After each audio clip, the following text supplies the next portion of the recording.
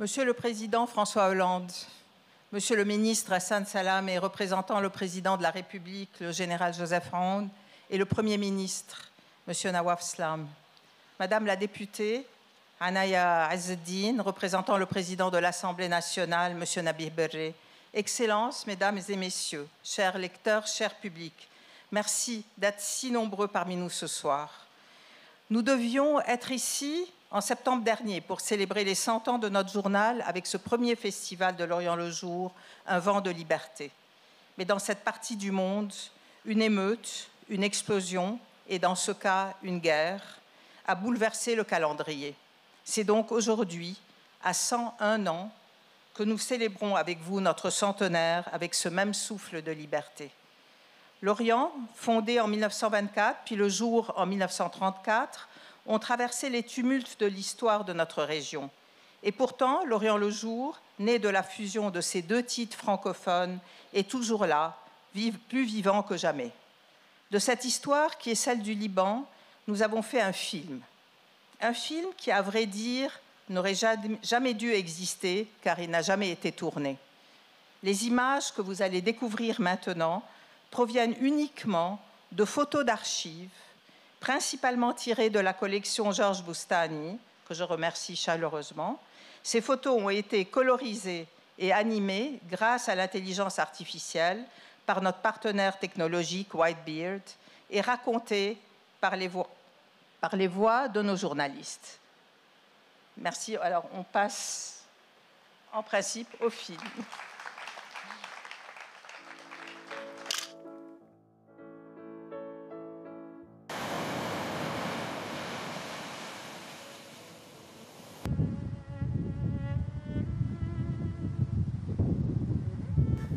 Porté par l'ivresse des mots et un élan politique qui se confondait avec la naissance d'un pays, Georges Nakache et Gabriel Khabbaz se lancent en juillet 1924 dans une aventure inédite, fonder un grand quotidien francophone, L'Orient. Le jour naîtra 10 ans plus tard, avant d'être repris par Michel Chiha en 1937. Ce quotidien sera le plus grand rival de L'Orient sur la scène francophone. À leur naissance, les deux quotidiens s'établissent dans le centre-ville de Beyrouth, cœur battant de la capitale avec ses souks où se croisent toutes les classes sociales et son port où sont amarrés des navires venus du monde entier. L'Orient s'installe rue Trablos, à quelques pas du restaurant Al-Ajami, rendez-vous des avocats, journalistes, politiciens qui y débattent de l'avenir du Liban et de la région. En ce temps-là, une question devient centrale, sur laquelle les deux journaux ont des positions différentes, l'indépendance du Liban. Jusqu'en 1943, cette question anime les couloirs des deux rédactions. Le Liban est-il prêt ou non à se défaire de la tutelle française? Dans quelles conditions et à quel risque? Novembre 1943, le Liban acquiert finalement son indépendance. Mais les défis restent lourds. Accusé de délit d'opinion, Nakache passera 3 mois en prison pour son célèbre éditorial intitulé « Deux négations ne font pas une nation ». Malgré ses réserves, une vingtaine d'années après son indépendance, Beyrouth vit son âge d'or. Mais dans la région, la tension n'en finit plus de monter. Conséquence notamment de la création d'Israël et de la Nakba en 1948. Le Liban n'est pas épargné. Au tournant des années 60 vers les années 70, la question palestinienne est au cœur des préoccupations. C'est dans ce contexte qu'a lieu, en 1971, la fusion de l'Orient et du Jour. Confronté à de lourdes difficultés financières, Nakache n'a eu d'autre choix que d'accepter la main tendue de son concurrent de toujours. La rédaction de l'Orient rejoint celle du Jour à Hamra. Je me souviens que la rue Hamra était un lieu où les idées se croisaient. Les cafés vibraient des discussions sur le monde, la politique, la littérature. L'Orient le jour était une part essentielle de ce bouillonnement. Mais rapidement, le contexte politique et sécuritaire prend le dessus sur tout. Le Liban ne le sait pas encore, mais il marche tout droit vers la guerre. Il y plonge le 13 avril 1975. Le centre-ville de Beyrouth est parmi les premiers quartiers touchés. La capitale se divise entre l'Est, où vivent la plupart des journalistes de la rédaction, et l'Ouest, où se trouvent les locaux du journal. Comme beaucoup de médias pris entre deux feux, l'Orient le Jour se scinde aussi géographiquement. Un bureau de fortune ouvre à Beyrouth-Est, tandis que des journalistes s'installent dans des hôtels et des appartements à Hamra. L'Orient le Jour devient un acteur, malgré lui, de la guerre. Des numéros sont brûlés parce que des miliciens supportent mal de voir le visage de Yasser Arafat affiché à la une. Des journalistes sont kidnappés. La rédaction est la victime collatérale des bombardements israéliens et de la guerre en général. Edouard Saab, Fabienne Thomas et Georges Semerjian sont tués. Pendant la guerre, nous, journalistes, avions une idée fixe, publiée, même pendant les bombardements. Au bout de 15 ans, la guerre prend fin. Le Liban commence à se reconstruire, mais sous tutelle syrienne et alors que le sud est toujours occupé par l'armée israélienne. La rédaction s'installe à Kantari, à quelques centaines de mètres de là où sera tué Rafik Hariri. Manifestations anti-syriennes, départ des troupes de Assad, guerre, coup de force du Hezbollah. L'actualité se déchaîne. L'Orient le Jour, lui, s'engage résolument dans sa transformation numérique. Celle qui, avec une rédaction sans cesse renouvelée, sans cesse en mouvement, lui permettra d'affronter les vents contraires de l'effondrement de l'économie libanaise, l'explosion du port de Beyrouth, une nouvelle guerre, etc.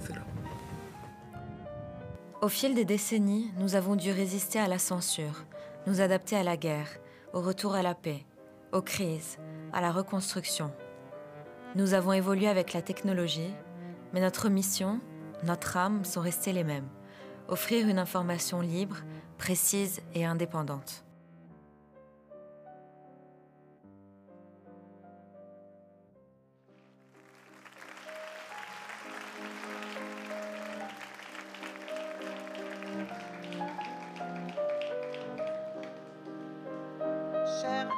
Chers amis de l'Orient le Jour, à travers ce festival, nous voulons célébrer nos archives, notre mémoire, notre histoire, mais aussi nos reconnaissances internationales, dont la médaille de la francophonie décernée à l'Orient le Jour par l'Académie française.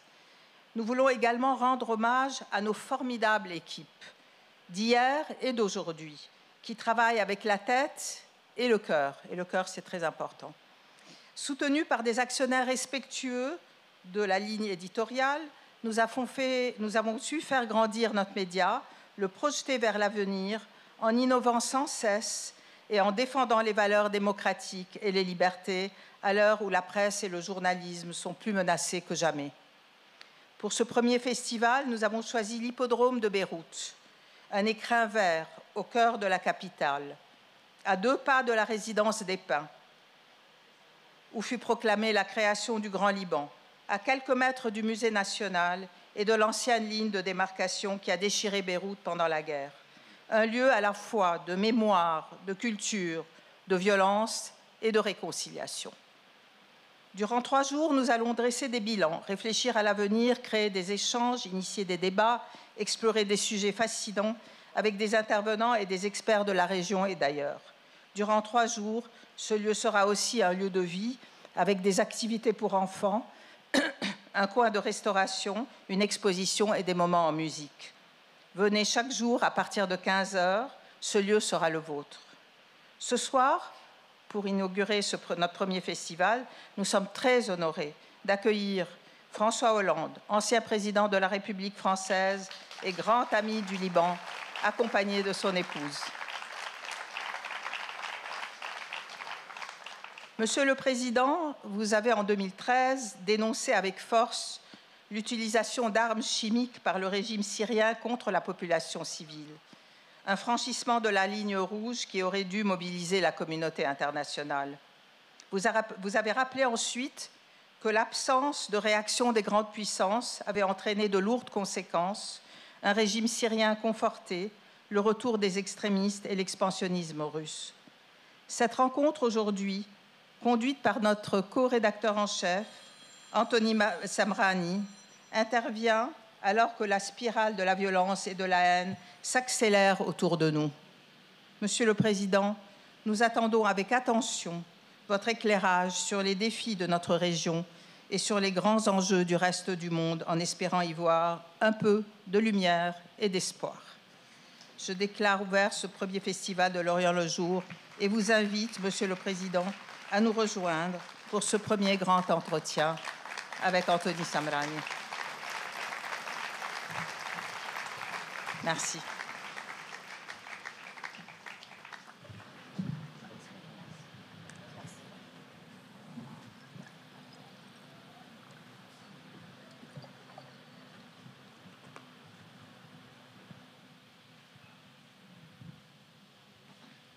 Bonsoir.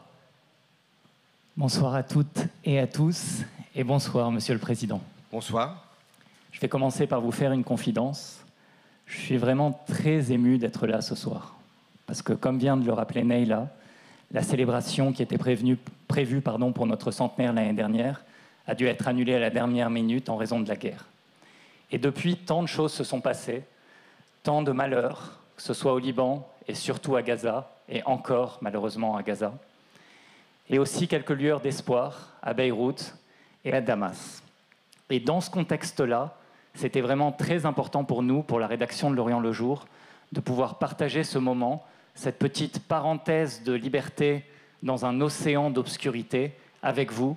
Donc je vous remercie vraiment du fond du cœur d'être venus aussi nombreux ce soir. Je me tourne vers vous maintenant, Monsieur le Président.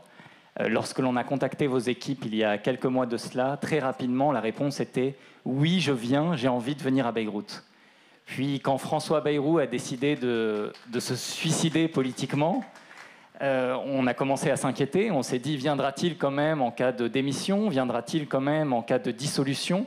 Et là aussi, la réponse fut très rapide. « Quoi qu'il arrive, je dis bien quoi qu'il arrive, je viendrai à Beyrouth ».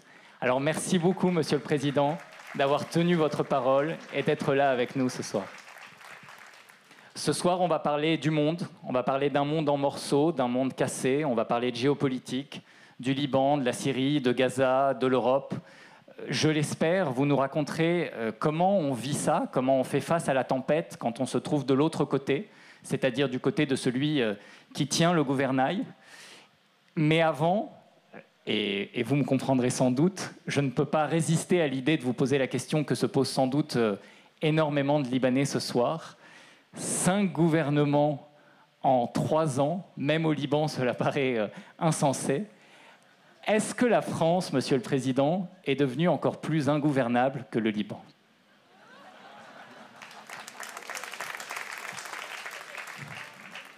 D'abord, permettez-moi de remercier l'Orient le jour et sa présidente de m'avoir invité aujourd'hui.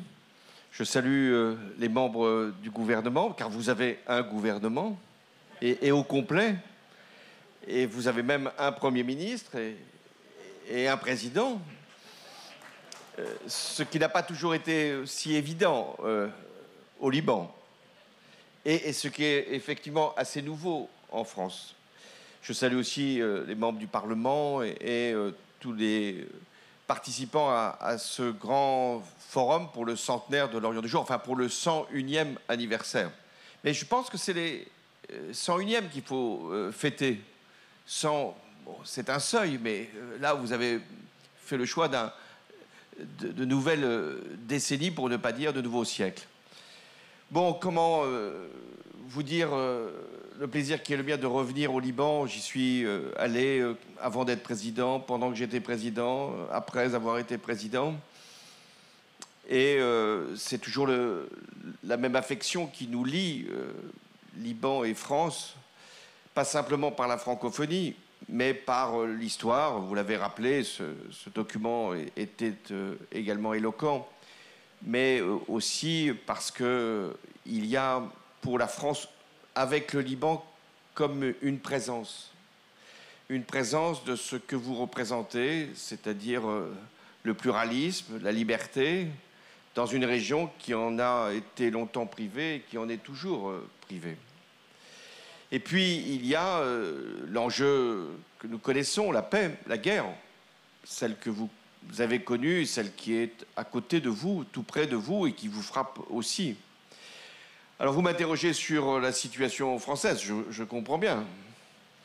Si je suis venu ici, c'est parce que tout était réglé. En tout cas, que je n'étais pas appelé. Donc, on annule notre envoyé spécial ? Réglé au sens où les institutions de la Ve République ont quand même cette vertu, c'est quand un Premier ministre démissionne, après, en l'occurrence, avoir été renversé par une majorité à l'Assemblée nationale, il est remplacé, et il l'a été d'ailleurs dans un délai très court, ce qui n'était pas tout à fait l'habitude jusqu'à présent d'Emmanuel Macron. Mais là, il a fait vite. Et si je suis venu, c'est pour apprendre ce qu'est le compromis. Et au Liban, vous êtes des spécialistes.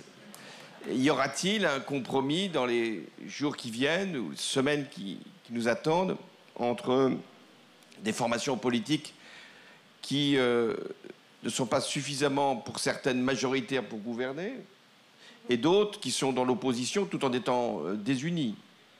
Mais vous connaissez bien ces situations de parlement difficiles à faire vivre et de cette fragmentation. C'est ça le fait nouveau. Le fait nouveau, c'est qu'il n'y a pas de majorité et qu'il n'y a pas non plus une opposition qui peut se substituer à la majorité. Il va tenir ce gouvernement, Monsieur le Président ? Qu'est-ce qui différencie fondamentalement Sébastien Lecornu de François Bayrou ? L'âge, d'abord. Non pas que la jeunesse soit une vertu ou la vieillesse une difficulté. J'aurais d'ailleurs des scrupules à trancher cette question dans un sens plutôt que dans un autre. Donc non, ce qui différencie, c'est que, paradoxalement, Lecornu est très proche du président de la République. Et c'est ça qui peut lui permettre de s'affranchir, de prendre sa liberté et de chercher justement un compromis que François Bayrou n'avait pas été à même de trouver. Il y a une deuxième différence, c'est que François Bayrou, d'une certaine façon, il avait connu la vie politique d'avant 2017 et elle a considérablement changé. Et aujourd'hui, il faut faire avec des partis qui n'existaient même pas au temps premier de la vie politique de François Bayrou ou de la mienne. Donc c'est ce qui va permettre à Sébastien Lecornu, je pense, d'être plus à l'aise que son prédécesseur pour chercher le compromis. Et puis, mais vous connaissez ça aussi, il faut qu'il y ait des crises pour qu'à un moment, il y ait des prises de conscience. Et là, la crise, elle est quand même sérieuse. Est-ce que si l'instabilité continuait à être la vie commune, il n'y aurait pas une rupture dans le pays, soit par des mouvements sociaux, soit par des décisions politiques, de dissolution, de démission même. Monsieur le Président, c'est pas ce que veulent les Français aujourd'hui, cette rupture ? Les Français, ils ne savent pas très bien ce qu'ils veulent. Ils savent ce qu'ils ne veulent pas, ce qui est déjà pas mal. Mais ils veulent qu'on mène des politiques qui sont plus en rapport avec leur vie. Et ils n'ont pas le sentiment, et ça c'est grave, que les formations politiques, quelles qu'elles soient, sont aujourd'hui en regard suffisant sur ce que la société française traverse. Et elle traverse, comme toutes les sociétés occidentales et même démocratiques, une crise profonde, c'est-à-dire une montée des extrêmes, une dévalorisation de l'action collective, une forme de privatisation à travers les réseaux sociaux des colères, le fait que les corps intermédiaires soient contestés, des violences que les trafics de drogue amplifient. Donc c'est ça l'état de la société. Donc il faut que les formations politiques prennent bien conscience de ce qu'une crise, si elle devait durer, pourrait produire et qui nous rapprocherait d'autres pays qui ont aussi une extrême droite, voire des pouvoirs qui sont souvent autocratiques, même si la France a une tradition démocratique. Et puis enfin, il y a l'idée que ça pourrait être la fin de la République. À bien des égards, certains peuvent comparer ce qui est aujourd'hui sous nos yeux à ce qu'était la fin de la IVe République. Moi, je ne pense pas qu'on en soit là, et je ne pense pas que ce soit une affaire constitutionnelle. Mais c'est vrai qu'il y a un moment où il peut y avoir des ruptures. Sauf qu'en 1958, quand il y a eu cette crise, qui était très liée aussi à ce qui se passait en Algérie, il y avait le général de Gaulle, il y avait la figure du général de Gaulle. Aujourd'hui, il y a des figures qui sont moins recommandables. Donc il faut faire attention. Et c'est la raison pour laquelle je ne me plains pas d'être redevenu député pour agir au sein de l'Assemblée nationale parce que c'est mon rôle, faire valoir le compromis. Et quand je reviendrai en France, je dirais, mais est-ce que les Libanais ont été capables de faire, pour le moment, pour faire un gouvernement, pour assurer une stabilité dans une région qui est bouleversée? Vous devez être capable de le faire sans rien perdre, parce que c'est ça qui est important, sans rien perdre de vos convictions et de vos idées. Il y aura toujours une majorité, il y aura toujours une opposition. En France, on a encore une gauche, une droite, on a même une extrême droite et une gauche radicale. On a tout ce qu'il faut, ou tout ce qu'il ne faudrait pas, mais on a tout. Donc il faut essayer de vivre ensemble. Vous avez déjà répondu à la question que je ne vous ai pas posée, à savoir qu'est-ce qui se joue en France aujourd'hui? Est-ce que c'est une crise politique? Est-ce que c'est une crise de régime? Ou est-ce que c'est une crise de la démocratie, comme on le voit aujourd'hui un peu partout dans le monde? Au-delà de ça, on a tout de même l'impression qu'il y a deux phénomènes très forts que partagent les démocraties aujourd'hui et dont peuvent se protéger quelque part les régimes autoritaires. C'est un pouvoir qui est très dilué. Et ça m'intéresserait de savoir, vous, est-ce qu'en tant que président, vous aviez le sentiment que votre pouvoir était dilué? Et deux, des sociétés de plus en plus émiettées, auxquelles il est très difficile de parler et très difficile pour elles de faire nation, parce qu'elles vivent dans des vérités parallèles et désormais même dans des réalités parallèles. Et donc ma question, là, on prend peut-être un peu de hauteur pour sortir du cas français, c'est: est-ce que vous, en tant qu'ancien président de la République française, vous avez peur aujourd'hui pour l'avenir de la démocratie représentative? Est-ce que vous ne sentez pas qu'on est en train d'assister en direct à une mort lente de cette forme de démocratie? Alors d'abord, à la première partie de votre question, de quelle crise la France souffre? Ce n'est pas une crise institutionnelle. La Constitution, même si certains la contestent ou la critiquent, la Constitution nous permet de durer. La preuve. Il n'y a pas de vide, il n'y a pas de rupture. Et donc, il n'y a pas de crise de régime. En revanche, il y a une crise qui est à la fois parlementaire et politique et sûrement démocratique. Parlementaire, je vous ai dit, la situation, il n'y a pas de majorité et les oppositions sont suffisamment différentes et éclatées pour ne pas apparaître comme une alternative. Ça, c'est la crise parlementaire. Ensuite, il y a une crise politique parce qu'il y a un écart qui s'est creusé sûrement entre la société elle-même et sa forme de représentation politique, la crise des partis politiques. Et on en arrive à ce qu'est la crise des démocraties.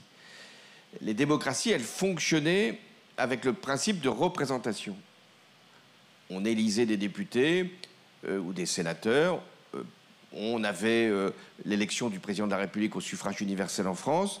Et puis, on avait aussi des organisations syndicales, associatives, qui étaient des intermédiaires entre les citoyens et les pouvoirs, ou le pouvoir. Aujourd'hui, et on le vit dans toutes les démocraties, il n'y a plus ce respect et il n'y a plus peut-être ce lien entre les citoyens et les représentants. Et les partis se sont considérablement émiettés eux-mêmes, affaiblis et d'une certaine façon extrémisés.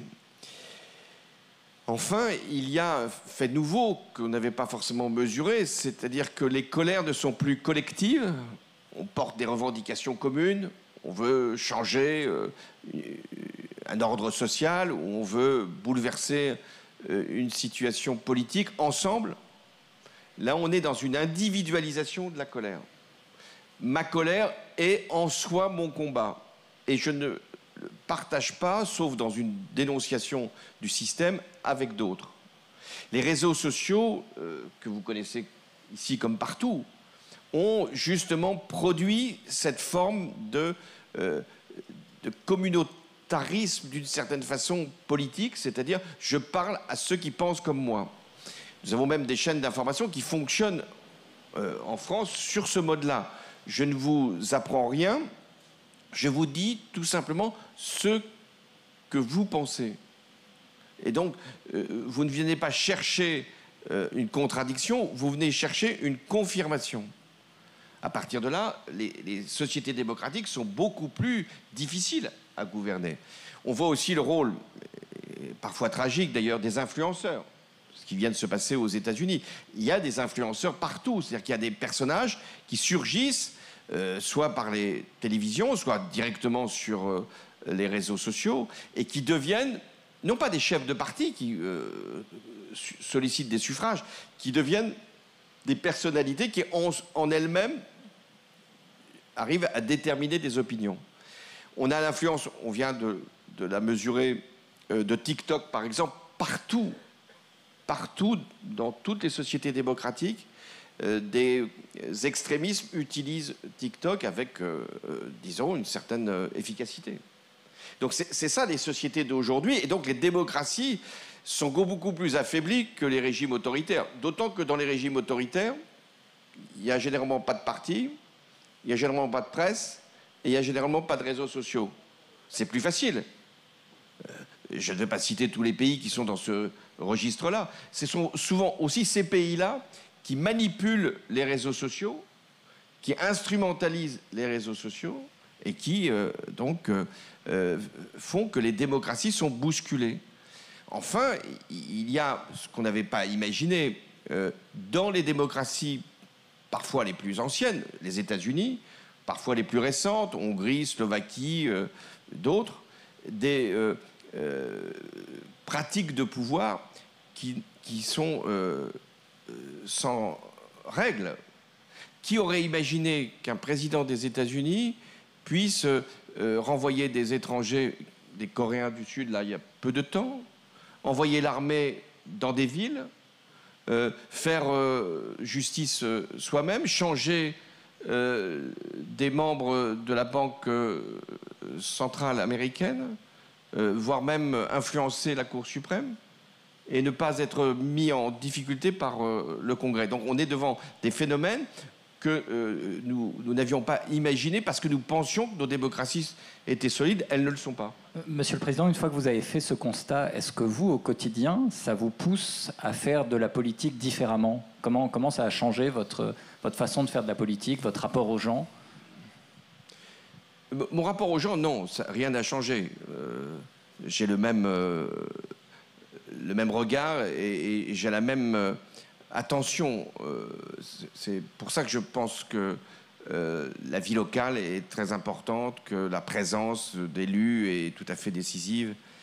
Mais des personnes que je vois, avant, elles attendaient de moi, comme député, comme maire, comme président de la République, a fortiori, mais ces personnes attendaient de moi que je les informe de ce qu'ils ne savaient pas, que je leur donne ou une explication du monde ou une vision qui leur permettait de se raccrocher à une espérance ou à une volonté de changement. Aujourd'hui, les personnes que je rencontre, elles ont déjà une vision du monde, une vision tronquée du monde, déformée du monde, une vision individualisée du monde, mais n'attendent pas de la personne qui a l'autorité du suffrage, l'autorité du pouvoir, n'attendent plus, ou en tout cas ne sont plus dans cette espérance-là, qu'on leur donne cette vision. Ils l'ont déjà acquise. Et c'est ça qui est le plus grave. Qu'est-ce qui a changé en France, notamment les partis politiques? C'était des dizaines de milliers d'adhérents. Dans tous les partis, de droite comme de gauche, c'était des gens qui s'engageaient. Aujourd'hui, plus personne n'est membre d'un parti politique. Si vous rencontrez un Français, vous lui dites « Mais quel est votre parti ?» Il vous dira pour qui il vote, et encore, c'est pas sûr. Mais il n'osera jamais vous dire qu'il a pris une carte d'un parti politique. Parce que vous le regarderiez d'ailleurs avec surprise. Donc, il n'y a plus de vie collective aussi. Avant, on se réunissait autour d'un programme ou autour d'une déclaration. C'est terminé. Donc, le changement aussi, c'est que là je vais parler vraiment comme un élu de l'ancien monde, on distribuait des tracts, ça ne se fait plus de distribuer des tracts. On est sur les réseaux sociaux, ça change tout. Le contact humain s'est beaucoup perdu. Or, la politique, c'est du contact humain, précisément. C'est de la relation directe. Quand les partis, maintenant, font des réunions en visio, alors pendant la crise sanitaire, on comprenait, mais aujourd'hui, ils continuent à ne plus avoir de contact humain. Et ça, c'est pour moi l'enjeu principal, c'est de réhumaniser la politique. C'est intéressant ce que vous dites, parce que malgré tous les défauts de la scène politique libanaise, et ils sont nombreux, il y a peut-être un avantage, c'est que persistent jusqu'à aujourd'hui des structures traditionnelles qui évitent une atomisation complète de la société et qui fait qu'il y a quand même des idées qui circulent, il y a quand même des partis. Moi, j'aimerais mettre en avant le fait que ce n'est pas une coïncidence si finalement l'affaissement ou la mort lente de la démocratie représentative coïncide, ou en tout cas a lieu au même moment que l'effondrement de l'ordre libéral international. Cet ordre libéral, aujourd'hui, il est attaqué de toutes parts. Il est attaqué de l'extérieur par Vladimir Poutine, par Xi Jinping, par Erdogan, par d'autres. Et il est attaqué aussi de l'intérieur par le président américain, par Donald Trump, par Benjamin Netanyahou. Vous avez côtoyé tous ces hommes. Est-ce que vous pouvez nous dire qu'est-ce qu'ils ont en commun et qu'est-ce qui les différencie? Au départ, ils n'avaient sans doute rien de commun. Leur parcours entre Poutine et Donald Trump, entre un agent du KGB et un promoteur immobilier, il y a généralement assez peu de relations. Netanyahou, il était depuis longtemps aux responsabilités d'Israël, mais il était encore dans un cadre organisé. C'est plus le même Netanyahou? C'est-à-dire qu'il s'est produit, et on pourrait dater ça peut-être de 2013, il s'est produit une rupture dans ce qu'on appelait l'ordre mondial. C'est que la force l'a emporté sur le droit. Le recours à la force, qui était l'ultime moyen de faire prévaloir parfois la justice, là, le recours à la force est devenu le premier acte d'un engagement. Quand, pour reprendre, Vladimir Poutine ouvre la première guerre d'Ukraine, donc 2014, comme il voit que la réaction internationale est finalement faible et qu'il n'y a pas de sanctions à la hauteur de l'acte qui est la prise de la Crimée, que beaucoup considéraient comme finalement appartenant historiquement à l'Empire russe, comme il soutient des séparatistes en prétendant, y compris devant moi, qu'il ne les connaît pas, parce que ça aussi c'est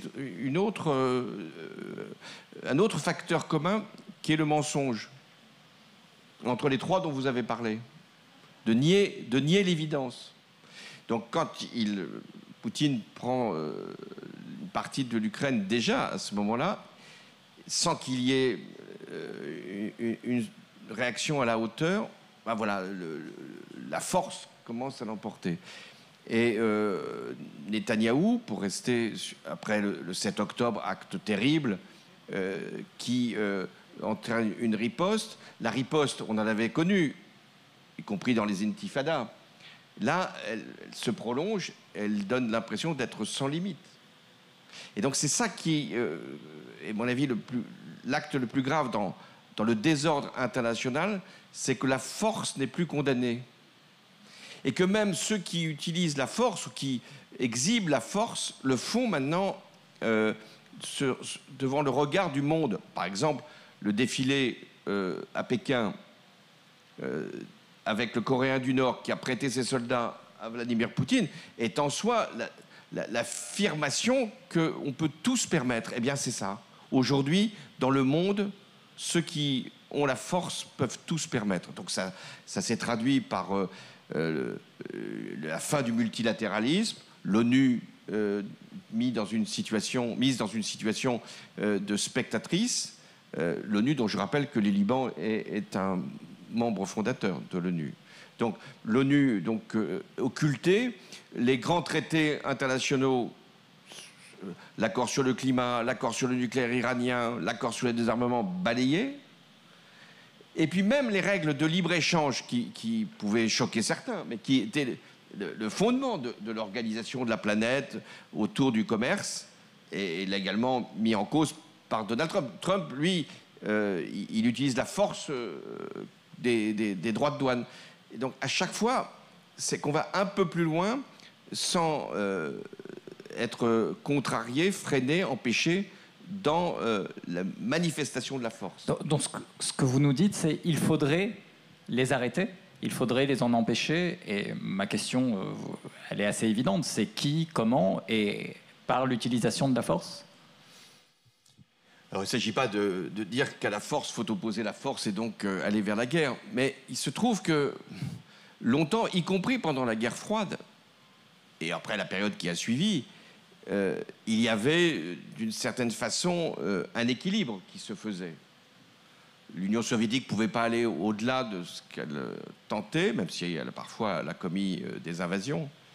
Et les États-Unis, même si elle a commis elle-même des attaques, il y avait une forme d'équilibre. Puis après, il y avait eu l'idée, avec la chute de l'Union soviétique, qu'on arriverait à un monde qui convergerait, une forme d'harmonie mondiale, ce qu'on a appelé la mondialisation sûrement, qui est à la fois avec le pari des Américains, et pas seulement des Américains, que l'économie allait forcément aboutir à la démocratie. Ben non, ça ne s'est pas traduit.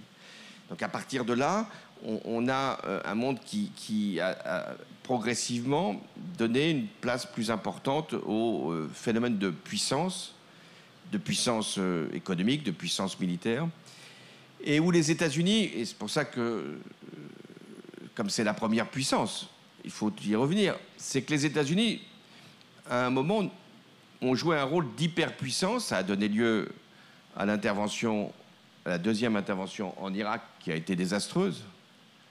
Et puis ensuite, à cause sans doute de cette faute, les États-Unis se sont mis en retrait du monde, comme si, c'était la présidence Obama, comme s'il ne fallait plus s'occuper du monde et plus simplement aller vers la zone Pacifique et regarder comment, avec la Chine, il serait possible d'envisager un avenir commun. Et on a vu donc ce que ça a produit, et puis plus tard, je l'ai évoqué, en Ukraine. Avec Trump, c'est d'une certaine façon une autre étape, c'est-à-dire que Trump, il est dans une confusion et une contradiction. Et Barack Obama, il fixait des lignes rouges qu'il ne respectait pas. Trump, il fixe des délais qui ne sont jamais respectés non plus, des ultimatums qui ne sont jamais respectés. Et donc, il est toujours en train de penser qu'il va convaincre, par ce que représentent les États-Unis, l'autocrate ou l'intervenant qui est devant lui. Ben, ça ne fonctionne pas. Avec Poutine, il a quand même fait une réception ahurissante en Alaska qui n'a rien donné. Alors, Trump dit toujours, vous allez voir ce que vous allez voir, cette fois-ci, je vais réagir. Je crois qu'il a encore fait une déclaration aujourd'hui. Ma patience commence à avoir des limites. Enfin, il avait dit qu'il allait régler le problème de l'Ukraine en 24 heures, et on en est toujours là, et vous avez vu ce qui s'est quand même produit. C'est-à-dire qu'il s'est produit en Ukraine un bombardement russe sur le siège du gouvernement ukrainien, je crois que c'était le 6 septembre. Et 3 jours plus tard, il y a eu une action israélienne au Qatar, pays supposé allié des États-Unis, et sans réaction des États-Unis. Ils s'encouragent les uns les autres. Dans les deux cas, c'est le signe d'une forme d'impuissance. Ce qui est paradoxal, c'est-à-dire que toute la démarche de Trump, c'est de dire, puisque je suis le plus puissant du monde, je vais les arrêter, ou je vais les condamner, ou je vais les sanctionner. Et en réalité, il cède devant la puissance des autocrates parce qu'il pense toujours qu'il peut les arrêter. Et il les suit. J'aimerais qu'on parle de Gaza maintenant. Pour beaucoup d'entre nous, de ce côté-ci de la Méditerranée, l'horrible guerre qui se déroule actuellement à Gaza signe, quelque part, c'est le dernier clou dans le cercueil de l'ordre libéral. Et il y a non seulement ce qu'Israël fait, et qui est qualifié par de plus en plus de juristes et d'historiens comme un acte de génocide, mais il y a surtout le fait qu'il le fasse tout en se prévalant d'être la seule démocratie du Moyen-Orient et tout en se prévalant d'un large soutien tout de même de la part des puissances occidentales. Est-ce qu'on peut défendre l'ordre libéral quand Benjamin Netanyahou et Vladimir Poutine ne sont pas traités de la même façon? Oui, j'aime pas l'expression d'ordre libéral, c'était le droit qui doit être plutôt évoqué. Le monde était fondé sur le droit international, sur des règles qui étaient admises par des pays et des régimes très différents, et qui faisaient qu'il y avait l'intangibilité des frontières. Il y avait l'acceptation des résolutions des Nations Unies, y compris pour Israël et la Palestine. Donc ce qui s'est produit, c'est que le droit n'est plus aujourd'hui rappelé autant qu'il devrait l'être, et en tout cas il est floué par un certain nombre d'actions. Je pense que la différence, si on doit faire une différence, et on doit la faire, c'est que Poutine, quand il envahit l'Ukraine, ce n'est pas les Ukrainiens qui ont fait une action terroriste à Moscou. Quand les Israéliens réagissent après le 7 octobre, c'est qu'ils ont été attaqués au cœur même de leur pays. Ce qui n'est pas acceptable du côté du gouvernement israélien, c'est le jusqu'au-boutisme, c'est l'absence de limite. C'est de mettre en cause même ce qui était le discours jusque-là tenu. Par exemple, quand Netanyahou dit que maintenant, il n'y aura plus jamais d'État palestinien et que c'est chez nous, la Cisjordanie et Gaza. Là, il y a un changement, y compris par rapport aux règles. Donc c'est cette absence de limite qui fait qu'on ne doit pas faire de distinction. Maintenant, Poutine n'a pas de limite. Il a même envoyé des drones sur la Pologne. Et aujourd'hui, le gouvernement israélien tel qu'il est composé, avec cette extrême droite, n'a plus de limite, puisqu'il va jusqu'à bombarder au Qatar, il va jusqu'à continuer à frapper le sud Liban, et il va frapper, même s'il a été lui aussi attaqué au Yémen. Mais voilà, et qu'il annonce que maintenant, tout ce qui avait été produit par des négociations nombreuses jusqu'à Oslo, c'est-à-dire l'idée qu'il y aurait un jour une solution à deux États, c'est fini. Et sans que la communauté internationale, alors elle réagit, l'Europe finit par réagir et assez fortement, mais les États-Unis ne se sentent pas interpellés par ce qui se passe, alors que ce qui se passe a des conséquences. Ce qu'il aussi faut expliquer, c'est pour ça que vous avez rappelé la Syrie, c'est qu'on pense toujours qu'un conflit lointain n'a pas de conséquences dans le pays qui est le nôtre. Quand on n'a pas empêché Bachar el-Assad, quand on a laissé les Russes s'installer en Syrie, 1 an plus tard, 2 ans plus tard, il y avait des actes terroristes en France. Je me souviens d'un Conseil européen, donc il y a les 28 à l'époque, les 28 chefs d'État et de gouvernement qui sont réunis à Bruxelles, et on parle de la Syrie, et on parle de la situation au Proche-Orient. Et je leur dis, mais ce qui se passe là-bas va vous concerner. Et je sens une grande indifférence. Et 2 ans plus tard, ce sont les réfugiés qui arrivent en masse et qui créent des problèmes d'ailleurs, aujourd'hui encore, avec l'immigration dans la plupart des pays européens. Donc nous sommes, de ce point de vue-là, tous concernés par ce qui se produit dans un pays. Personne ne parle du Soudan aujourd'hui. C'est un drame absolu, le Soudan. Des dizaines de milliers de morts, des déplacés, des femmes violées, comme en République démocratique du Congo. Tout ça a des conséquences. Et on doit les mesurer. Et dans les pays démocratiques, on ne peut pas imaginer qu'on est fermé du monde. Il n'y a que les autocraties qui peuvent l'affirmer, pas nous. On va évoquer la Syrie, Monsieur le Président, mais j'aimerais revenir un peu sur Gaza parce que je pense que c'est là l'endroit où notre dialogue est le plus sensible et où peut-être nos perspectives diffèrent le plus.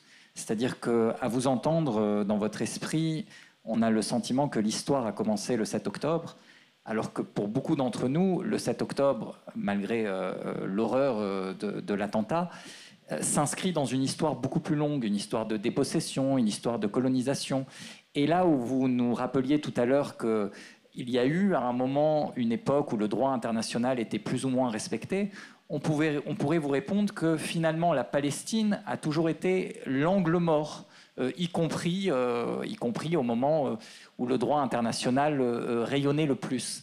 Et donc on s'interroge en se disant, ce sentiment peut-être de culpabilité que les Occidentaux ont envers Israël, est-ce qu'un jour, 80 ans après la fin de la Seconde Guerre mondiale, 80 ans après l'horreur qu'a été la Shoah, est-ce que vous pensez que les Occidentaux arriveront un jour à le dépasser et à traiter Israël comme n'importe quel autre État dans le monde ?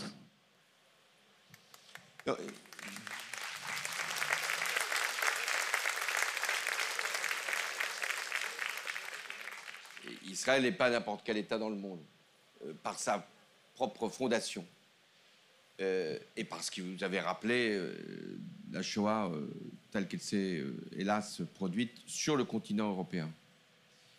Mais je pense que ce qui explique, et votre sentiment partagé d'ailleurs, que les Européens soient regardés comme finalement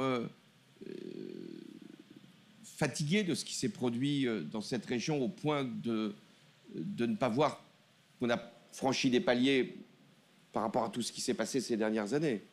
Là, on est dans une escalade qui était inimaginable encore. Donc, c'est que il y a eu, à partir de l'échec d'Oslo et donc de l'espoir qui avait été né de pouvoir enfin reconnaître l'État palestinien, il y a eu l'idée que c'était inextricable, que c'était finalement la faute de tous et qu'on devait laisser ce problème perdurer sans qu'il ait de conséquences. Vous aussi, lors de votre mandat, vous étiez dans cet état d'esprit ? Moi, j'ai essayé, ce qu'il y avait déjà eu plusieurs intifadas quand même, hein.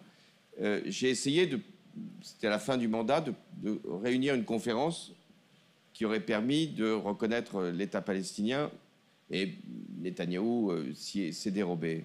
Mais encore, à ce moment-là, Israël laissait penser que c'était l'idée des deux États, reculé par rapport à cette échéance, mais était encore dans cette présence qui était une volonté de laisser penser que les Palestiniens auraient un jour leur État. C'est fini. Mais il y a eu aussi, il faut quand même parler franchement, dans les pays arabes, également l'idée que la Palestine, on l'oubliait pas, mais on n'en faisait plus un élément de négociation. Quand il y a eu les accords d'Abraham, la Palestine n'a pas été évoquée comme étant un sujet majeur qui pouvait entraver la normalisation. Donc je crois que c'est ça qui s'est passé, c'est-à-dire quand c'est des conflits qui sont aussi longs, qui ont jamais été véritablement réglés, qui perdurent, bah finalement on les occulte et ça ressurgit avec une violence décuplée. Et c'est ce qui se passe aujourd'hui. Mais ce qui se passe aujourd'hui a des conséquences dans toutes les sociétés occidentales. Parce que qu'est-ce qui est utilisé, y compris par le gouvernement israélien dans son argumentation, c'est de dire ce qu'on fait ici, c'est pour vous protéger, vous. Eh bien non, c'est exactement le contraire. Ce qui se fait ici ne nous protège pas, au contraire, produit une radicalité et l'idée qu'il y a un conflit de civilisation, voire un conflit religieux. C'est pour ça qu'on ne peut pas laisser faire. Neil l'a rappelé, vous l'avez vous-même rappelé, la Syrie, c'est vraiment un conflit qui vous a marqué. C'est un conflit où vous avez été très engagé. J'aimerais, parce que je crois que vous ne l'avez jamais raconté encore, qu'est-ce que vous avez ressenti le 8 décembre dernier au moment de la chute du régime de Bachar el-Assad ? La chute d'un régime,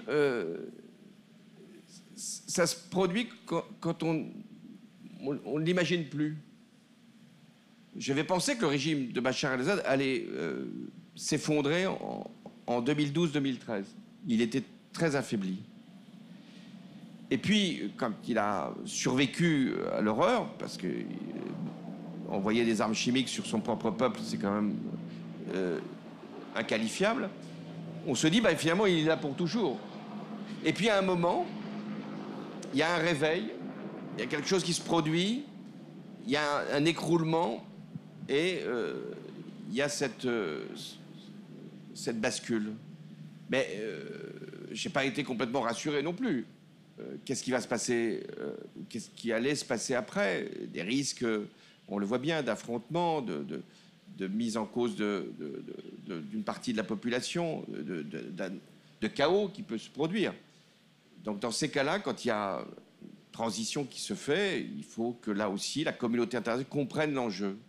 J'espère qu'elle le comprendra, en posant des conditions, mais en aidant la Syrie autant qu'il est possible pour assurer son développement et en évitant qu'il y ait des résurgences. Et c'est aussi important pour le Liban. Vous l'avez déjà raconté dans des livres, dans des interviews, mais je ne résiste pas à le plaisir d'entendre à nouveau cette histoire parce qu'elle est essentielle dans l'évolution de l'ordre international. On est en août 2013. Bachar el-Assad vient d'utiliser les armes chimiques contre la Ghouta orientale. Vous êtes prêt à intervenir et là, vous avez Barack Obama au téléphone qui vous dit non. Est-ce que vous pouvez nous raconter comment ça se passe, ce genre de choses, lorsqu'on est président? Mais là, ce n'est pas un plaisir que vous me demandez de partager. C'est une douleur. C'est ce que je disais au début de notre entretien. Il faut qu'il y ait des lignes rouges. Ça compte, les lignes rouges. Ou des pays, notamment ceux qui peuvent avoir une influence ou une action, puissent dire, si vous dépassez cette ligne rouge, ça vaut pour Bachar el-Assad au moment où il y avait déjà des risques d'armes chimiques, ça vaut pour l'Ukraine, ça vaut pour Gaza. Il faut qu'il y ait des lignes rouges. C'est pas possible. Bon, alors, Barack Obama, il avait fixé une ligne rouge dès 2012 en disant si le régime syrien utilise des armes chimiques, il y aura une réaction. Donc, la France avait partagé cette position. Et c'est là que j'ai vu que les démocraties ne sont pas aussi vigoureuses, aussi clairvoyantes, aussi prêtes à réagir, y compris par la force. Il y a des fois où il ne faut pas utiliser la force quand on n'a pas le droit pour soi, ça c'est vrai. Mais quand on a devant nous des régimes ou des autocrates qui menacent directement, il faut avoir la capacité. Donc, alors, j'appelle Barack Obama, puisque vous voulez, je raconte une histoire. J'appelle Barack Obama et Barack Obama me dit bien sûr que nous allons agir. Très bien. J'appelle David Cameron. Il me dit bien sûr que nous allons décider de participer à cette opération. Très bien. Et puis, 24 heures après, David Cameron me dit c'est pas de chance, mais la Chambre des communes ne me soutient pas dans cette intervention. Il ajoute c'est à cause de vos amis travaillistes. Ça, c'est de la politique intérieure. Je pense que c'est surtout parce que c'est vrai. Il y avait le souvenir de Tony Blair et l'acceptation de la guerre d'Irak. Donc ça a pesé. Alors je rappelle Barack Obama, je dis parce que finalement le renoncement de Cameron est un problème. Il me dit mais non, on y va. Donc le vendredi, je pense que c'était un vendredi, nous convenons que nous allons mettre nos états-majors au travail, etc. Et qu'on se rappelle le dimanche. Et puis on me dit, je suis à l'Élysée, c'est un samedi. Samedi est un jour un peu plus léger. Donc on me dit, mais Barack Obama voudrait vous parler. Ah ben je me dis, peut-être veut-il avancer l'opération. Et il me dit, voilà, quand même, j'ai réfléchi. Bon, on va faire l'intervention, il n'y a pas de problème. Mais on va, nous, aux États-Unis, compte tenu de ce qui s'est passé au Royaume-Uni, on va consulter le Congrès. Je lui ai dit, ben non, c'est fini, il n'y aura pas d'opération. Parce qu'une opération, il faut qu'elle se fasse vite. Si vous dites, ben, dans 3 semaines, je vais peut-être vous attaquer, mais c'est pas sûr, ben, vous ne faites plus. Alors, je lui ai dit, non, il n'y aura pas d'opération. Et quelques jours après, il y avait une réunion du G20 à Saint-Pétersbourg. Et c'était Poutine qui nous accueillait. J'ai vu le sourire de Poutine. C'est rare de voir un sourire de Poutine. Je l'ai vu tout de suite. Il savait qu'il avait finalement gagné la partie. Parce qu'il savait qu'à ce moment-là, ça pouvait se jouer, hein, qu'il fallait négocier le retrait des armes chimiques de Syrie. Alors on aurait pu dire, tant pis pour les Syriens, il n'y a pas eu d'intervention, le régime a continué, des armes chimiques ont d'ailleurs encore été utilisées après. Bon.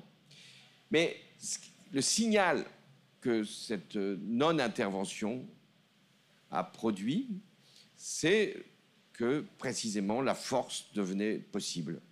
Et le premier à l'avoir entendu, compris, a été Vladimir Poutine.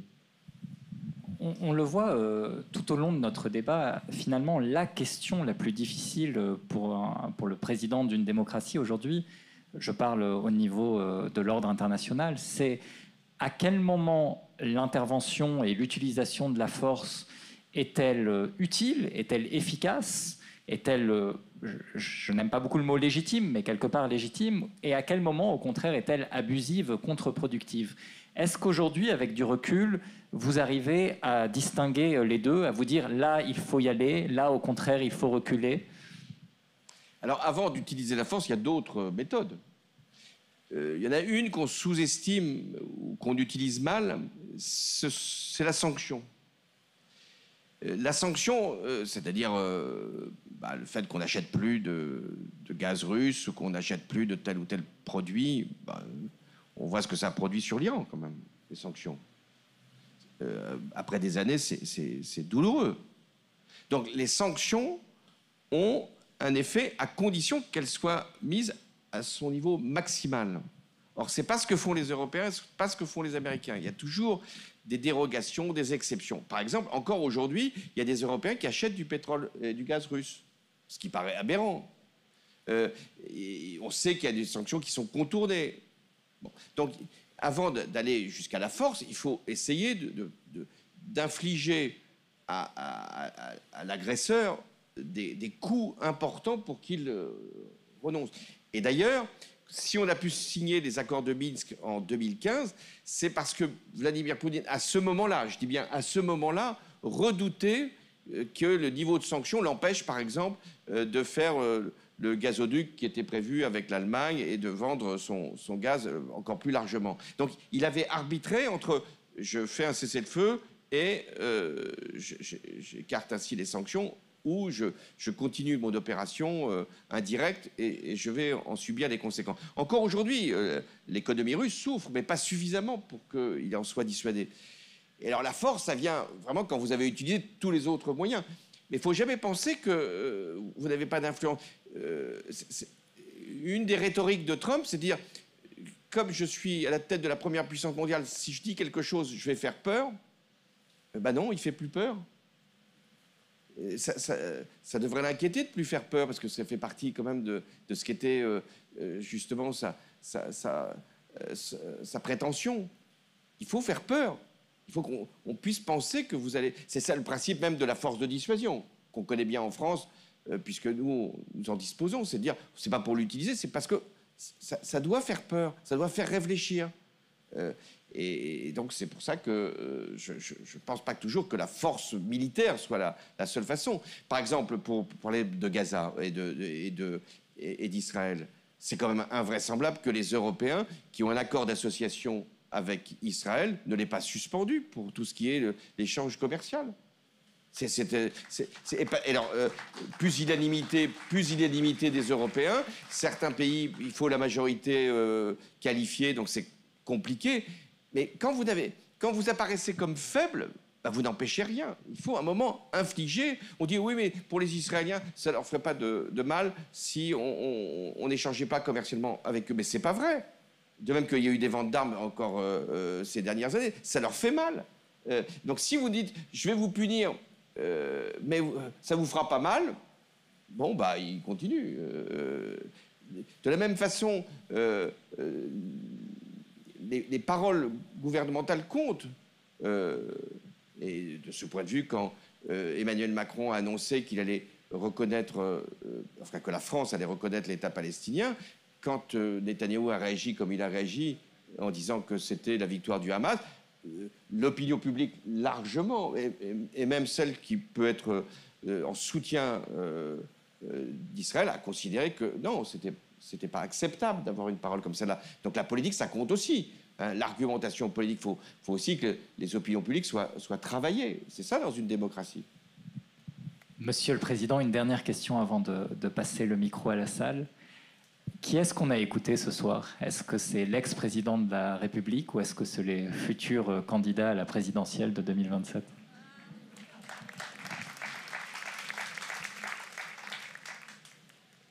Non, c'est le député de la Corrèze que vous avez écouté. Passionné par le Liban et par la géopolitique. L'ami du Liban, qui a été, il y a quelques années, président de la République. Et qui regarde la situation de son pays avec à la fois inquiétude. Je pense qu'il y a des situations qui nous préoccupent, et pas simplement sur le plan politique ou parlementaire, mais qui pense toujours que la France est un pays qui compte dans le monde.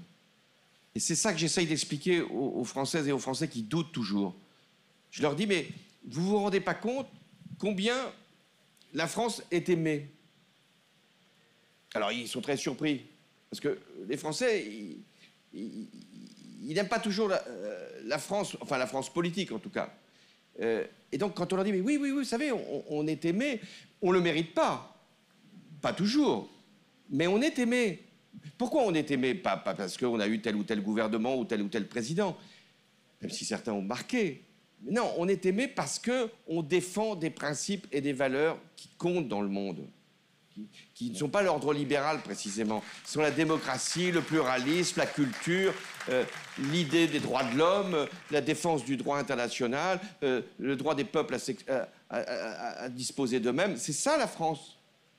Et ça se transmet quand même de génération en génération. Oui, on regarde la France peut-être plus belle qu'elle n'est, mais on la regarde comme ayant toujours cette volonté-là. Et le jour où elle serait gouvernée par c'est possible, par des personnages qui s'écarteraient de ces principes-là, bah, ça ne serait plus la France. Et ça serait extrêmement grave, pas pour la France seulement, mais pour le monde. Alors on peut dire, oui, mais un jour, le président chinois m'a dit, il y a combien d'habitants en France? Il connaissait la réponse, à mon avis, hein, parce que j'ai forcé un peu, j'ai dit 70 millions. Il m'a dit, moi j'en ai quand même 1,3 milliard. Oui, c'est beaucoup. Mais c'est pas seulement le nombre d'habitants qui compte, c'est les idées qui comptent. C'est l'entraînement que l'on peut donner à des causes qui vont dépasser presque nos frontières. Oui, qui dépasseront nos frontières. Et donc la France, c'est vrai, elle n'a pas la première armée du monde, elle n'a pas la première économie du monde, mais elle compte. Et pour le Liban, eh bien la France, elle doit toujours être là, et elle sera là, j'allais dire, au-delà des présidents qui se succéderont. Je tiens juste à préciser que lorsque j'évoquais l'ordre libéral, c'était dans le sens anglo-saxon. Je sais bien que votre ennemi, c'est la finance, mais c'était une référence au droit international, justement. Pas... Eh bien, puisque vous m'amenez sur ce terrain-là, et je vais revenir sur les États-Unis. Si on veut faire bouger Trump, et il le faut, il est président des États-Unis, c'est par l'économie et par les affaires qu'on le touchera. Si les pays arabes réagissaient comme ils devraient suite à ce qui s'est produit, c'est de ne plus acheter, de ne plus investir, de ne plus faire des transactions avec les États-Unis. Si les Européens avaient quand même réagi comme il aurait été attendu d'eux sur les droits de douane. Il faut infliger, parce que ce qui va faire bouger Trump, c'est pas de lui dire vous êtes un homme politique qui a quand même pas beaucoup de conceptions communes sur le plan de la démocratie avec nous. Je crois que ça ne le touche pas beaucoup. En revanche, si on dit tu vas perdre de l'argent, alors là, il réagit. Parce qu'ils ne veulent pas perdre de l'argent. Et donc, c'est pour ça que l'ordre libéral, c'est pour ça que je ne confonds pas l'ordre libéral avec l'ordre démocratique ou l'ordre du droit. Mais il faut penser que, par rapport à un grand pays comme les États-Unis, ce n'est pas vrai de tous les présidents, mais celui-là, c'est par les rétorsions qu'on peut lui infliger sur le plan de ses affaires. Quand il y a eu les droits de douane qui avaient commencé à mettre des taux exorbitants, vous avez vu cette image, il regarde les cours de bourse aux États-Unis, ça s'effondre, et il réagit. Ben voilà, nous ne sommes pas sans influence aussi sur l'économie américaine. C'est pour ça qu'il faut avoir une économie aussi forte en Europe et ne pas céder à des pressions qui sont extravagantes. Quant à la Chine, alors je n'ai pas parlé, mais la Chine est la grande bénéficiaire de tout ce qui se produit. C'est-à-dire à la fois le fait que les Américains, avec Trump, se sont mis en retrait du monde, ne sont plus les acteurs principaux faute de clarté et de décision, que Vladimir Poutine, même si c'est l'allié des Chinois, il est quand même dans une position qui est coûteuse pour son économie. Et la Chine, si on n'y fait pas attention, va devenir le pays leader du Sud, y compris même dans cette région. Donc voilà, il faut que les démocraties se réveillent un peu et mesurent qu'elles doivent être regardées comme une puissance d'équilibre, une puissance d'harmonie, une puissance de paix. C'est ça l'enjeu, de ne pas laisser à la Chine ce rôle-là. Lorient Le Jour étant à la pointe de la technologie, on m'a signalé dans l'oreillette que le live retransmis par la LBC va s'arrêter maintenant. Donc on remercie énormément la LBC d'avoir retransmis cette discussion. Et désormais, on va laisser la parole au public. S'il vous plaît, s'il vous plaît, s'il vous plaît, je demande ça à chaque fois qu'il y a une conférence au Liban. Des questions, ce que vous voulez, on est là pour discuter, mais des questions et pas des longs commentaires, parce que nous sommes là pour vous entendre. On va prendre 10 minutes, un quart d'heure de questions. Bonsoir, Monsieur le Président, et je vous remercie d'être là. Je fais un bref passage dans le monde politique et j'étais intéressé de savoir, en posant une question assez intimiste, je sais que vous êtes très pudique, mais quand même, on sait tous, et là je cite un professeur de Sciences Po qui dit qu'il faut toujours, dans une analyse politique, prendre en compte la crise de foi du dirigeant. Donc ma question est la suivante. Vous avez eu le président Macron comme conseiller, vous avez eu ensuite le président Macron comme ministre, et puis quand vous arriviez à la fin de votre mandat, il poussait avec une ambition qui était devenue évidente, au moment où vous posiez la question de savoir si vous alliez essayer de briguer un deuxième mandat ou pas.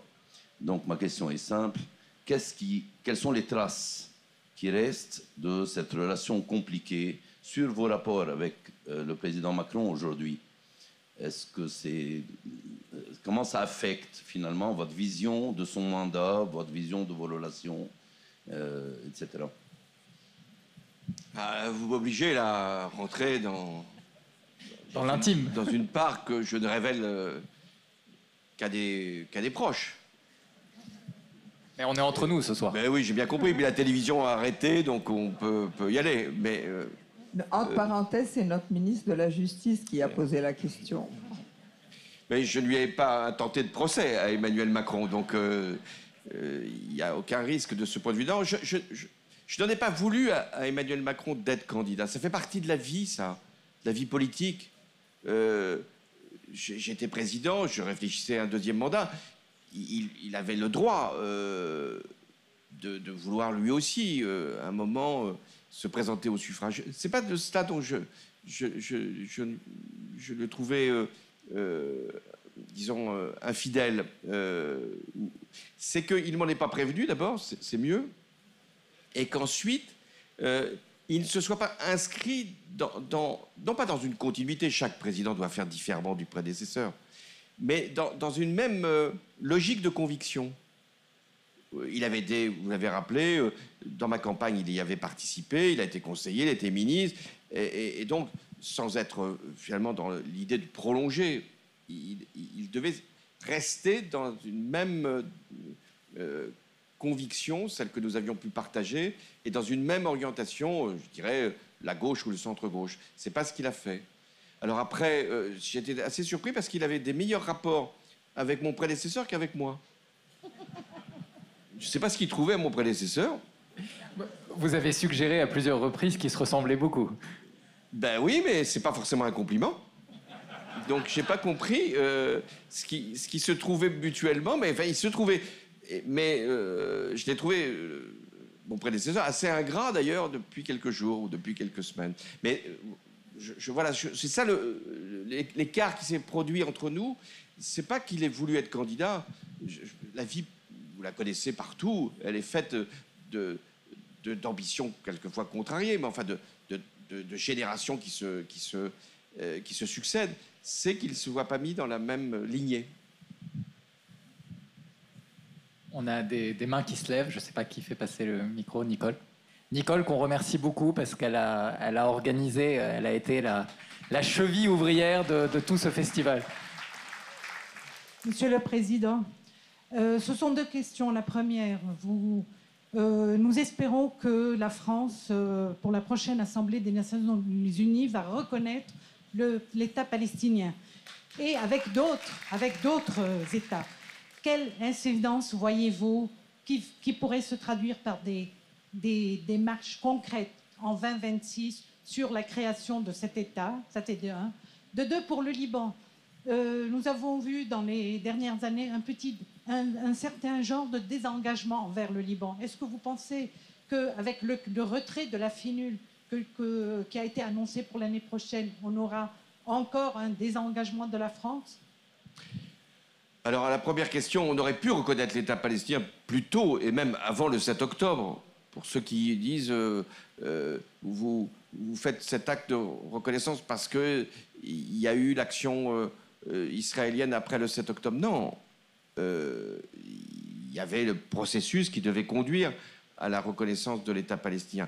Je trouve que c'est bien aussi que Emmanuel Macron, justement, l'ait voulu dans une démarche collective avec d'autres pays. Et d'ailleurs, à l'Assemblée générale des Nations Unies, à la fin du mois de septembre, ça sera dans cet esprit-là, en voulant qu'il puisse y avoir un mouvement général. Est-ce que ça va changer la situation, hélas, de Gaza? Franchement, ce n'est pas la reconnaissance qui va produire quelque effet sur le terrain, et notamment le cessez-le-feu, la libération des otages, et puis la fin des hostilités, et un processus de négociation. Mais ça peut permettre, si il y avait justement à un moment une réaction internationale suffisante, à ce qu'on relégitime la création d'un État palestinien, surtout au moment où Netanyahou vient de déclarer que l'État palestinien, c'est fini.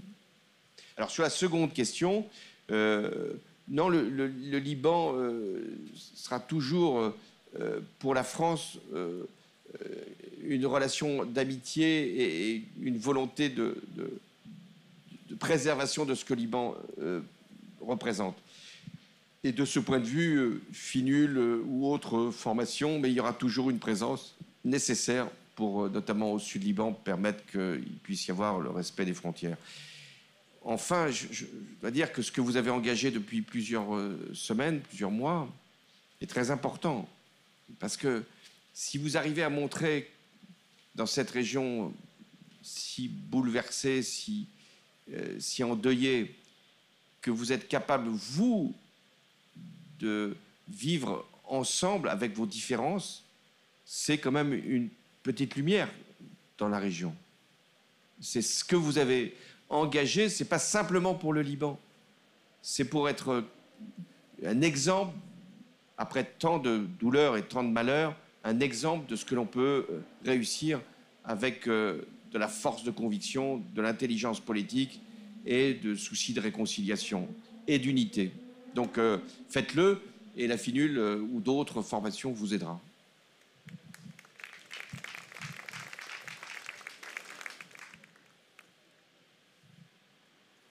Monsieur le Président, voilà, je suis là. Juste pour rebondir un peu sur ce que vous avez dit par rapport à la reconnaissance de l'État palestinien. On vous a posé la question, vous l'avez évoqué à plusieurs reprises. Tout ça me paraît assez théorique. Cet État palestinien, supposons qu'il soit reconnu, supposons ce qui n'arrivera pas que M. Netanyahou reconnaisse l'État palestinien. C'est quoi concrètement l'État palestinien? C'est le gruyère que la Cisjordanie est devenue. Donc comment vous le voyez concrètement? Parce qu'on a l'impression que c'est devenu une fin en soi, cette affirmation. Alors, comment vous voyez ça concrètement? Oui, 3/4 des pays membres de l'ONU ont reconnu l'État palestinien. Donc, il y a bien dans la communauté internationale cette reconnaissance d'une réalité au moins politique. Mais ce que fait le gouvernement de Netanyahou, pas simplement depuis plusieurs mois, mais depuis déjà des années, c'est de rendre impossible la solution des deux États, puisqu'il y a la colonisation qui se poursuit en Cisjordanie et qu'il y a des projets sur Gaza, si tant est que un cessez-le-feu et un accord de paix interviennent, qui serait de l'évacuation de la population de Gaza. Donc, on ne peut pas se contenter de dire, voilà, notre conscience sera tout à fait satisfaite parce qu'on l'aura reconnu, puis il n'y aura rien.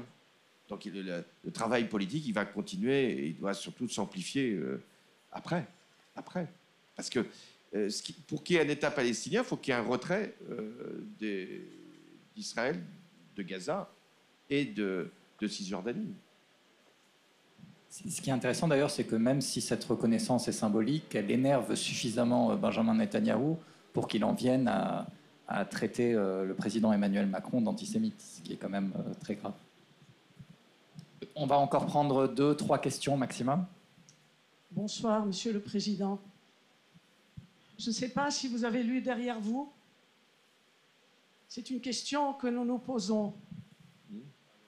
Est-ce qu'il faut un arbitre dans le monde, à part les États-Unis, à part une force extérieure qui soit tellement forte et violente qu'elle s'impose, que ce soit de droit ou d'injustice? Est-ce que l'ONU peut survivre? Est-ce qu'elle a le droit de se développer et d'imposer une norme, un ordre dans le monde? Parce que nous en avons besoin, le monde en a besoin. Comment sauver le monde du chaos? Je crois que c'est une inquiétude qui vient à tout être humain après ce que nous voyons et tout ce que vous venez de raconter aussi. Oui, ce n'est pas une formule, peut-on sauver le monde du chaos? C'est que le chaos, il est déjà là. Il est là dans la région. Il est là dans une partie de l'Europe. Il est là en Afrique. Donc, on ne peut pas dire c'est simplement une perspective. Il est déjà ouvert, le chaos. Est-ce qu'il y a une puissance régulatrice? Longtemps, on l'a pensé, y compris pour la contester, qui était l'hyperpuissance américaine qui agissait par sa force pour éviter ou quelquefois pour provoquer des conflits. On a pensé aussi qu'il y aurait, par l'équilibre des puissances, une forme de pacification. Ça ne s'est pas produit. La puissance, à un moment, peut dégénérer. Est-ce que l'ONU peut aujourd'hui retrouver une fonction? Hélas, je l'ai vécu personnellement, le Conseil de sécurité est bloqué. Et il est sur le conflit à Gaza depuis des années. Il est bloqué par les vétos.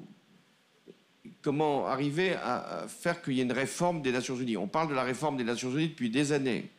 Pour réformer les règles de vote du Conseil de sécurité, il faut l'accord des 5 pays membres permanents. Donc, inutile de vous dire que ça ne se produira jamais. Est-ce que l'Assemblée générale des Nations Unies peut prendre des résolutions qui, sans être effectives comme celles du Conseil de sécurité, peuvent agir? Oui, ça peut arriver. dans des domaines d'ailleurs qui ne sont pas forcément politiques. On l'a vu sur le climat, par exemple, ou sur le développement durable, ou sur la mer. Oui, sûrement. Ou sur d'autres questions qui tiennent à l'avenir de l'humanité. Mais moi, je crois quand même qu'il faut que les démocraties s'affirment. Parce que ce qui est en cause dans toutes les questions qu'on s'est posées, c'est est-ce que les démocraties vont survivre? C'est une question que je ne me serais jamais posée. Mais aujourd'hui, elle est là. Est-ce que encore il est possible de proposer au monde la démocratie comme modèle? Si on le veut, il faut être capable de mobiliser tous les citoyens pour cet enjeu-là. Et ce n'est pas en ce moment la tendance. La tendance n'est pas favorable à la démocratie partout en Europe. Ce sont les partis qui sont les plus, disons, loin de la démocratie qui sont aujourd'hui plutôt en dynamique. Parce que la peur. Et donc, s'il n'y a pas une résurgence, une refondation, un réarmement moral des démocraties, bien le risque, il est extrêmement sérieux. C'est-à-dire que les autocrates continueront à agir avec cette volonté d'utiliser la force. Et pour les États-Unis, oui, parce que les États-Unis, c'était quand même là aussi un pays démocratique. Je pense que l'enjeu n'est pas simplement américain. Est-ce qu'ils arriveront à trouver, après Trump ou avec Trump, une façon de faire vivre des enjeux démocratiques? Aujourd'hui, Trump est plutôt un élément du chaos qu'il n'est un élément de résolution des crises. Bon, donc voilà, je ne vais pas vous rendre très optimiste, mais c'est quand même mieux la démocratie que la dictature. Je peux vous, pour avoir jamais essayé la dictature, je ne peux pas vous dire que ce serait préférable, mais quand on regarde, c'est quand même mieux. Et c'est quand même mieux pour la paix aussi. C'est rare que des démocraties fassent la guerre. Elles ne font la guerre que lorsqu'elles sont attaquées. Et il faut, à ce moment-là, y répondre. C'est ce qui s'est passé au cours de la Seconde Guerre mondiale. Mais nous devons insuffler la démocratie comme principe de vie partout. Et aujourd'hui, c'est plus difficile. C'est plus difficile parce que les conditions même d'exercice de la démocratie se sont détériorées. Et qu'on n'avait jamais imaginé que les réseaux sociaux, l'intelligence artificielle pouvaient nous détourner même de ces principes de démocratie. Et bien c'est le cas. Donc il faut être capable, face à ces épreuves-là, face aux autocrates, face à ceux qui utilisent la force, face à tous ceux qui utilisent les réseaux pour nous déstabiliser, d'être à la hauteur. Et c'est pour ça que la politique, ça compte. Les responsables politiques aussi. Il faut que la politique soit à la hauteur du risque que nous traversons. Bonsoir, Monsieur le Président. Alors, le mandat de la FINUL a été prolongé d'un an jusqu'au 31 décembre 2026. Donc, j'ai une question à vous poser ce soir. Est-ce que le retrait de la FINUL, fin décembre 2026, constituera une menace pour l'avenir du Liban? Ça, c'est d'abord aux Libanais de décider. Ce qu'ils souhaitent que, au-delà d'un an de FINUL, il y ait une force qui continue.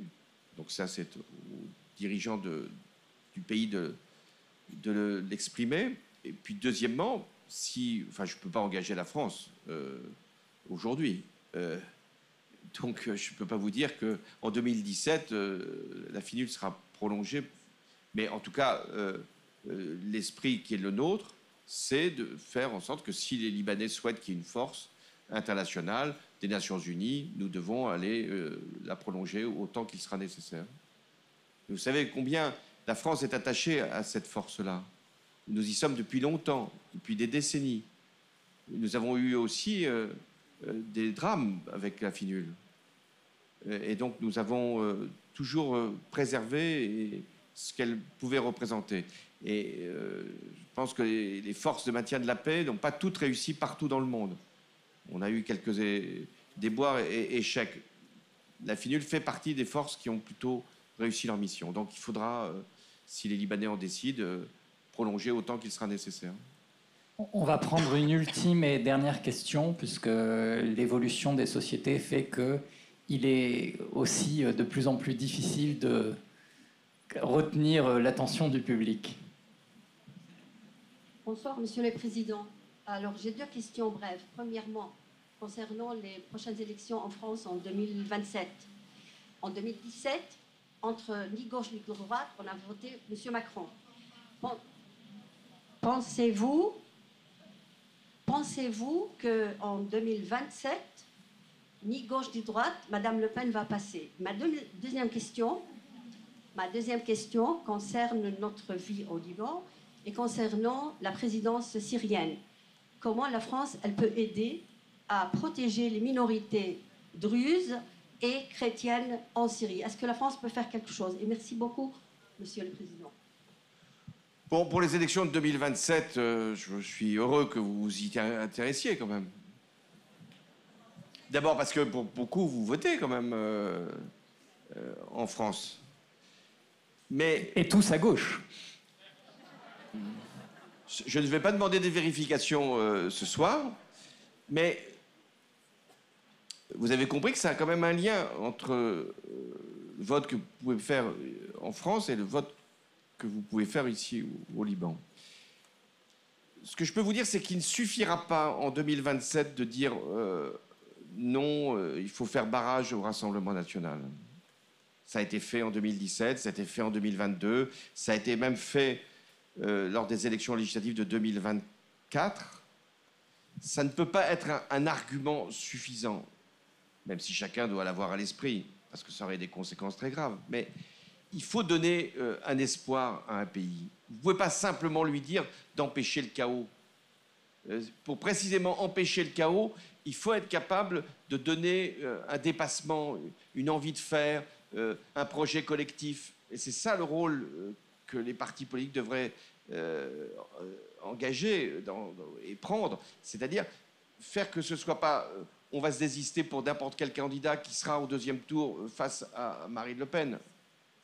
Parce que ça ne suffit pas d'être au deuxième tour. Et c'est même pas sûr qu'en étant au deuxième tour, ils arriveraient à gagner.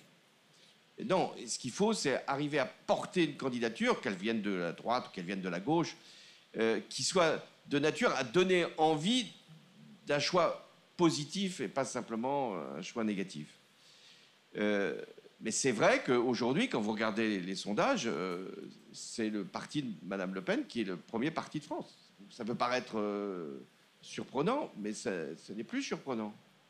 Et c'est pas parce qu'elle est particulièrement brillante ou que ses idées soient particulièrement convaincantes. Je ne crois même pas que ce soit sur une question d'idées.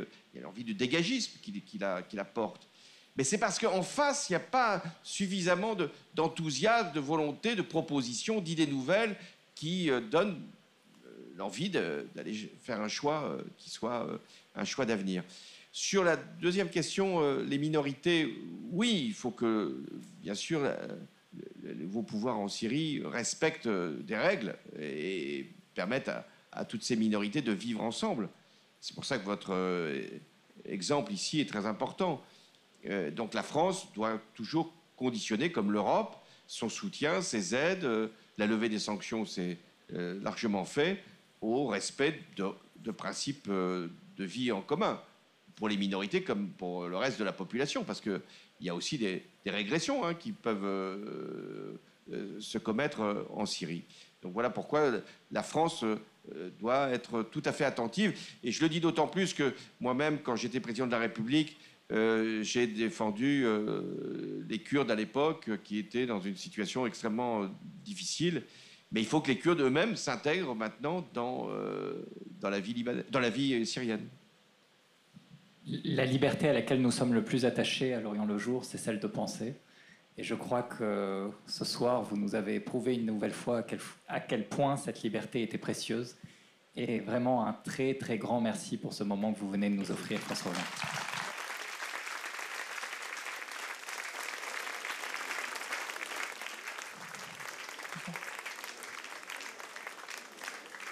Quant au public, nous espérons vous revoir tout au long des 3 prochains jours et la brochure du festival est disponible un peu partout pour en connaître le programme. Merci beaucoup à vous.